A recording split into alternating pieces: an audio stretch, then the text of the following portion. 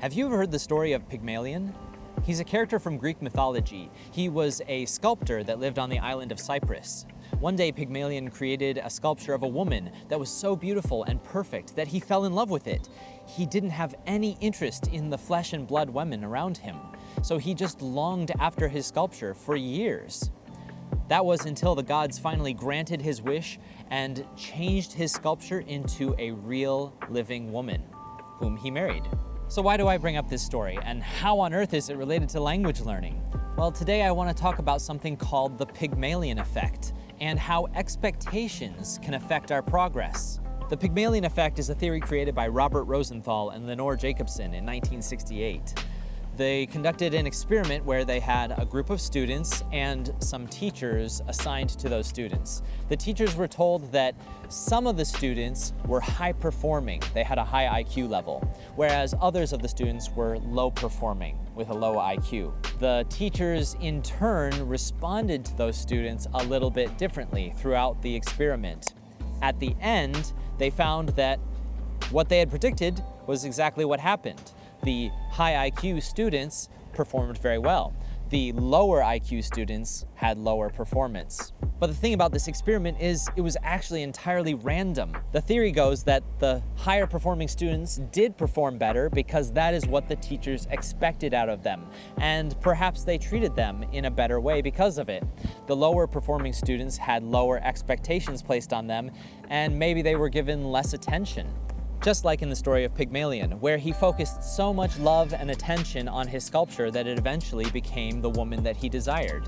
Now, when it comes to psychological experiments, it can be hard to actually prove things, and the Pygmalion effect has been debated on both sides, but other research has shown similar results. So let's turn to language learning now. I think it's important what we tell ourselves and others while we are in the learning process. Imagine you treat yourself like one of those low-performing students. You continually tell yourself, my language skills are so bad. I'm not smart. I can't do this. Or perhaps other people are telling you those things. Do you think it might have an effect on how you perform? Now imagine if you treated yourself like one of the higher performing students. And I'm not saying you have to say kind of ridiculous things like, I'm awesome, I'm perfect, I got this. But like Pygmalion, he focused on the beauty that he really wanted. What if we focus on the thing that we really want to change, the goal we want to reach?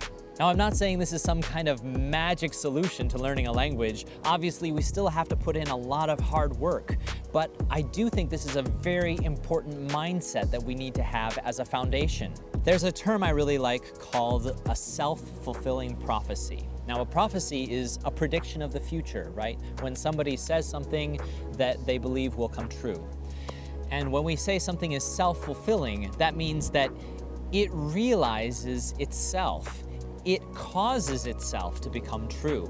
A self-fulfilling prophecy is when something is said about the future that causes itself to become true.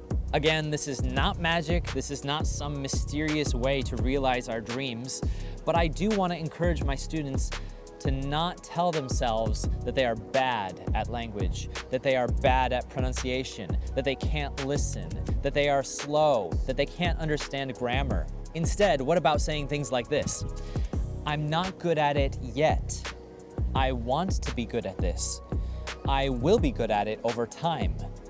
I am making progress. Something to think about. If this is obvious to you, then that's great. Keep up the good work and don't let other people discourage you.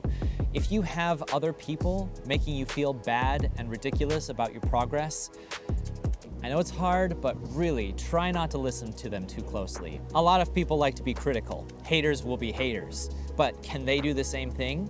And even if they can do the same thing or better, everybody's story and situation is different. Whew, it's windy here in Kinmen. I'm getting a little bit cold. I do want to let you know I'm preparing a video about perfectionism, how it is reflected in culture, in families, and in us personally. And I'm looking for personal stories. If you have any examples that you'd like to share with me from culture or a situation that you've seen, please leave a comment under this video or send us a message, maybe on Facebook. I'll be sure to keep all the stories anonymous. All right, that's it for today. I'll see you guys next time.